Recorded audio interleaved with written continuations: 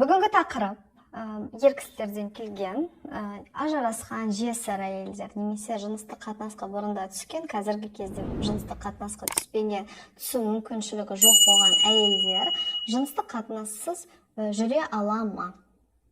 Осылай. Бұл жерде үйленген әйелдерде де айтсақ, себебі кейбір ер кісілер мысалы мүмкін бір жерге барғанда мысалы енді үйде емес және де жыныстық қатынасқа түсетін мүмкіншілік жоқ болса, елде мысалы қаншалықты жүре алады? Осындай сұрақ келген ер кісілерден. Ер кісілерден келген соң былай айтайын да, жауабы әрине жүре алады. Бұл енді адам өз-өзін қаншалықты ұстай алады. Адам баласы енді хайуан емес қой енді, мысалы. Ойлау қабілеті бар да, мысалы. Анализ жасай алады, мысалы. Бұлай далаға шығып, жыныстық қатынасты аңсап жүрмейді ғой. Енді ойын ретінде айтып отырмын да, мысал ретінде. Әрине жүре алады. Қатты қысылғанда, бірақ жыныстық қатынасқа түсетін мүмкіншілігі жоқ болса, жалпы бұл сұрақ тек әйелдерге ғана қатысты емес, ер кісілерге де қатысты, себебі екеуі де адам баласы. Және де денесі де жыныстық қатынасқа қызығушылық, ынтасы екеуінде де бірдей. Бұл адамның мінезіне байланысты, қаншалықты өз-өзін ұстайды, қаншалықты мәселені шеше алады, соған байланысты. Мына жерде біз бөлмей қояйық әйел мен ер кісіні, себебі мысалға мүлдем жыныстық қатынасқа түсетін мүмкіншілігі жоқ, басқа жолдарын табады.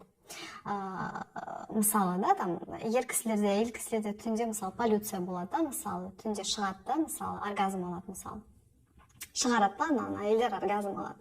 Соншалықты дене қаласа, бұл шығады түнде ұйықтағанда. Психологиялық тұрғыда соншалықты қиын болса, ой сананы қосып, анализ жасап, шешімін жасайды. Мына жерде, егер де сіз мысалы бір жесір ажырасқан әйелді алсаңыз, әрине жүре алады. Мысалға, ер кісілерде бар сондай мысалы. Бұл адамның өзінің принципі, өзінің ұстанған ережелер мысалы да, бар өзінің да, этикалық мысалы өзінің соған байланысты. То есть физиологиялық тұрғыда жыныстық қатынасты әрине жүре алады, жылдап жүре алады, соған кірмей. Бірақ та мына жерде былай айта кетейін, әрине қатты қысылса, қатты қиналса, өз-өзін қанағаттандыру деген бар мысалға да, көбісі осылай жүре береді мысалы.